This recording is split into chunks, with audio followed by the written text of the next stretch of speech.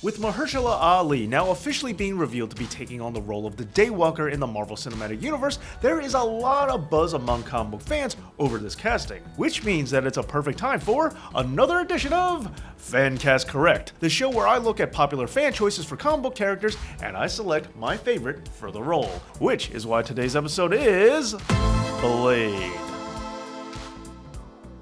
We might as well start with the actual pick. Mahershala Ali is a great choice, and having another award-winning actor joining the MCU is never a bad thing. And I do like that he got the role reportedly by just asking nicely. However, I am on the side of many fans in feeling the heartbreak that comes with Ali's casting seemingly severing MCU ties to Marvel Netflix. And while I did feel that there was still plenty of room to improve on Marvel's television side, I'm still sad to see it go, as I was holding out all kinds of hope that I would get to see Jessica Jones or the Punisher pop up in either Infinity War or Endgame or even the re-release of Endgame, but to no avail. And I just couldn't help but pity Netflix after watching them make every reference to the MCU. Well, none of that was reciprocated on the big screen. It's kinda like when you see a couple where it's very clear that one of them likes the other one a whole lot more. And so, while I do think that Ali's casting is great, it will forever be marred for me by representing the final strike ending things for Netflix and Marvel's relationship. Oh, and also on a side note, I just gotta say that season 1 of Luke Cage totally sucked as soon as you were gone.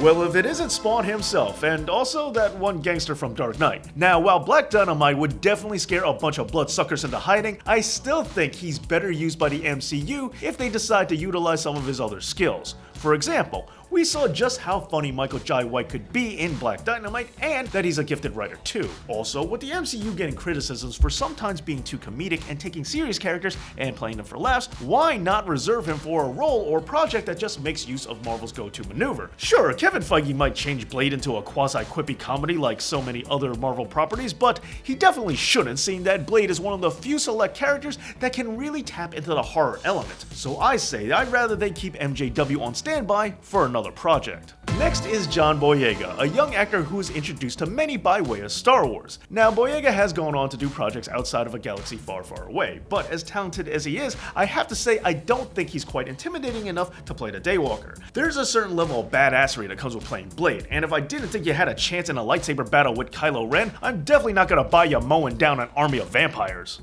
Idris Elba. Again, this guy's in everything, and he's already Heimdall. Or should I say, was Heimdall. Huh? What, too soon?